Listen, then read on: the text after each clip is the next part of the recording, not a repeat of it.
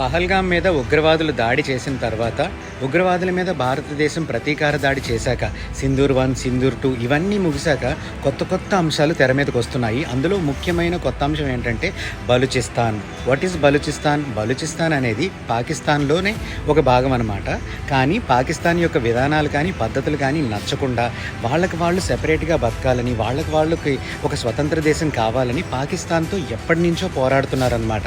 నిజానికి 1947లోనే ఈ బలూచిస్తాన్‌లో ఉండేవాళ్ళు మాది ఒక స్వతంత్ర దేశం, మేము స్వతంత్రంగా బతుకుతాం, మమ్మల్ని వదిలేయండి అని అప్పుడే వాళ్ళని వాళ్ళు సెపరేట్ కంట్రీగా అనౌన్స్ చేసుకున్నారు. కానీ దానికి పాకిస్తాన్ ఒప్పుకోలేదు. బలూచిస్తాన్ని కూడా పాకిస్తాన్‌లోనే ఉంచుకొని మీరు కూడా పాకిస్తాన్‌లోనే ఉండాలి అని ఆంక్షలు విధించి మరీ ఉంచుకున్నారు. కానీ అప్పటి నుంచి కూడా మాకు స్వతంత్ర దేశం కావాలి అని బలూచిస్తాన్ ప్రజలు పాకిస్తాన్‌తో పోరాడుతూనే ఉన్నారు. బలూచిస్తాన్ వాళ్ళు ఈ విధంగా పోరాటాలు కొనసాగిస్తున్నారు అని చెప్పేసి పాకిస్తాన్ యొక్క సైన్యం కానీ, పాకిస్తాను పెంచి పోషించిన ఉగ్రవాదులు కానీ బలూచిస్తాన్ ప్రజల మీద దాడి చేయడము, బలూచిస్తాన్ ప్రజల్ని ఎత్తుకుపోవడము, వాళ్ళని చంపేయడము, ఇలాంటి అమానుషమైన కార్యక్రమాలన్నీ పాకిస్తాన్ చేసింది. అందుకే బలూచిస్తాన్ ప్రజలు విసుగెత్తి ఎప్పటికైనా మాకు స్వతంత్ర దేశం కావాలని పాకిస్తాన్తో ఇప్పటికీ పోరాడుతున్నాయన్నమాట. ఇప్పుడు భారతదేశం ఎప్పుడైతే సింధూర్ 1, సింధూర్ 2 అనే పేరుతో పాకిస్తాన్ మరియు పాకిస్తాన్ ఆక్రమిత కాశ్మీర్లో ఉన్న ఉగ్రవాదుల మీద దాడి చేయడం మొదలుపెట్టిందో అప్పుడు బలూచిస్తాన్ వాళ్ళకి కొంచెం ధైర్యం వచ్చింది.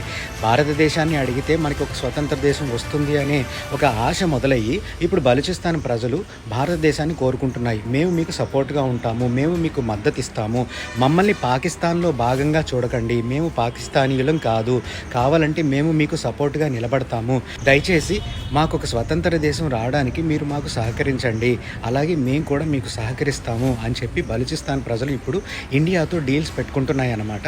సో మనం ఇప్పటి నుంచి పాకిస్తాన్ గురించి మాట్లాడుకునేటప్పుడు బలూచిస్తాన్ గురించి కూడా మాట్లాడాలి. ఎందుకంటే ఇప్పటి వరకు బలూచిస్తాన్ అనే ప్రాంతం గురించి మనకి పెద్దగా తెలియదు.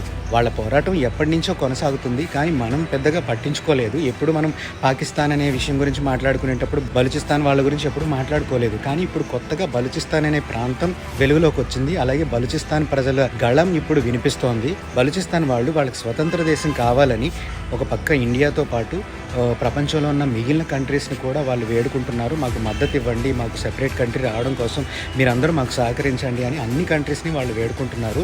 చూద్దాం బలూచిస్తాన్ ఇకపైన పాకిస్తాన్లో ఒక ప్రాంతంగా ఉండిపోతుందా, లేకపోతే బలూచిస్తాన్ వాళ్ళు కోరుకున్నట్టు వాళ్ళకి ఒక స్వతంత్ర దేశం వస్తుందా లేదా అనేది కాలం చెప్తుంది. లేకపోతే మిగిలిన కంట్రీలని ఒక నిర్ణయం తీసుకొని వాళ్ళకు ఒక సెపరేట్ కంట్రీ ఇవ్వడం జరుగుతుంది. చూద్దాం అది జరుగుతుందో లేదో ఫ్యూచర్లో. Okay, thank you, bye.